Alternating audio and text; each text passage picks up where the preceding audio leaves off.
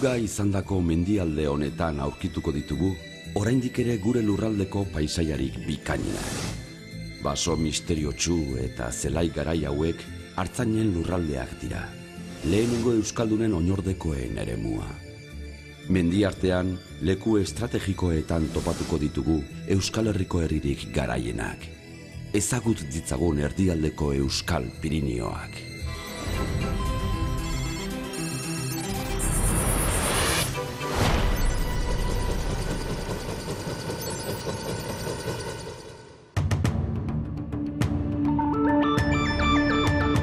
Magiaz sorgindutako mendiari segika, bagoaz Pirinioetako gailurretarantz.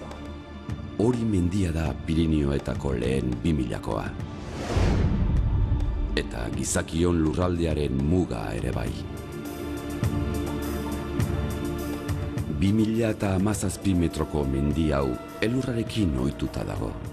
Begiraleku bikain honetatik gure begiak Euskal Herriko urrutiko lurraldeak ere ikusteko gauza dira.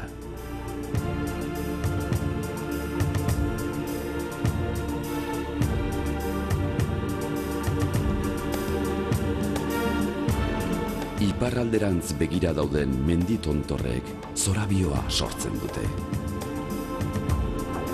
Eta Iratiko basoan, Urtxuria ibaiaren iturburuko sakanerantz, mendiak berdez tindatutako zelai eder bihurtzen dira.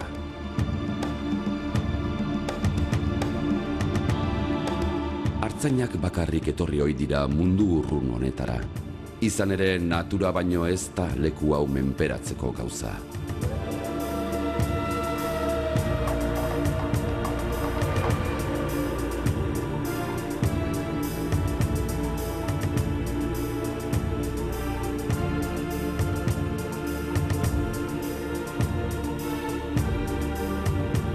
Mendipean, ekonomia da bizitzaren antolatzailea. Oreinek ikaratuta alde egiten dute zur preziatua basoetatik ateratzen dutenean. Eta altzari eder bihurtu aurretik, batek daki zenbat kilometro egingo duten enbor hauek.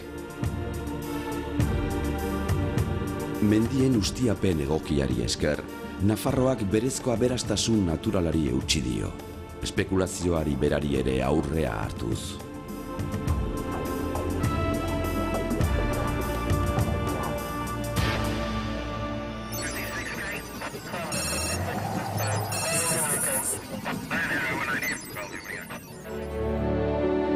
Otxagabia. Hauxe da Nafarroako herririk ederrenetako bat. Zaraitzu ibaiaren iturburu estuan dago kokatua, bi errekastoren urgardenek bat egiten duten lekuan. Harrizko etxe sendoak eta neguko elurrotza adiskide zaharrak direla dioskue telatu vertikal hauek. Gotorleku bihurtutako eliza inguratuz, Pirinioetako herrien muina da Otxagabia. Duela 200 urte, konbentzio gerraren garaian, frantses gudarosteak Otxagabira iritsi ziren. Frantsesek herria errezuten eta elizaren inguruko etxe guztiak kiskali ziren.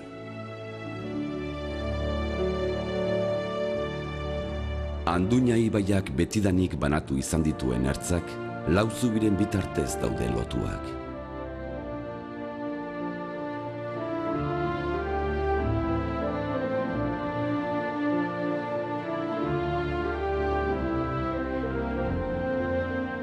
Aritz ederren artean gorantz, Otxagabiko bizkarrean zehar, harrizko bide zahar bat Muskildako santutegiraino doa. Muskildako Ama Birjina baso honetako aritz baten ondoan agertu omen zitzaion galdutako idiaren bila zebilen baserritar bati. Urtero, irailaren 8an, bobo esaten dioten dantzariak Ama Birjinaren aurrean dantza egiten du, bi aurpegi dituen mozorro bitxia soinean duela.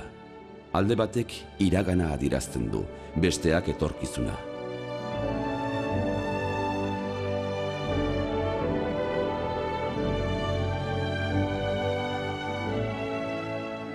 Muskilda utzi dugu eta bagoaz Euskal Herriko patata sail garaienen gainetik, Abodiko mendikateko erliebeak azpian ditugula.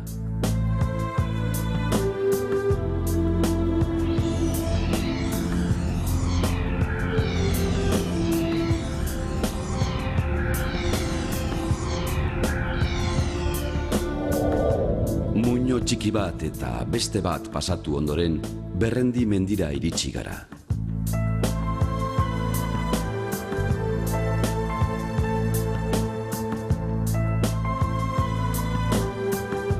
Tontorrean ikuspegia zoragarria da. Iratiko oiana dugu aurrez aurre.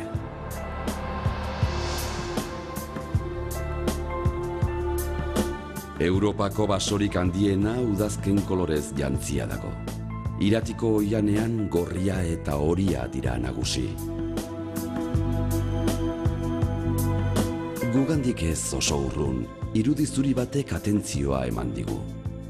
Urreratzen ari garen einean, elurretako Ama Birjinaren baseliza dela konturatu gara. Beti bezain bakarti dago. Baseliza ez ustean agertu da basoaren zuriune batean, izen batera ezina duten urtsuria eta urbeltza ibaiek bat egiten duten lekuan.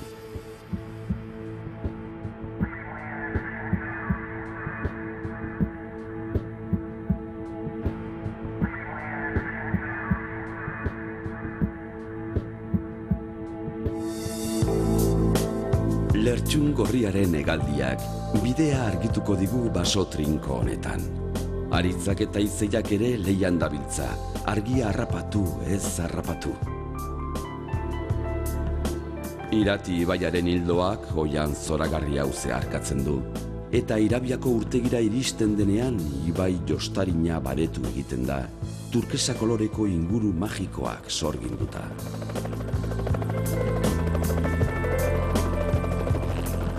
Urtegi hau 20. mendearen hasieran eraiki zuten ibaiaren hildoa erregulatzeko eta almadiak errazago garraiatzeko.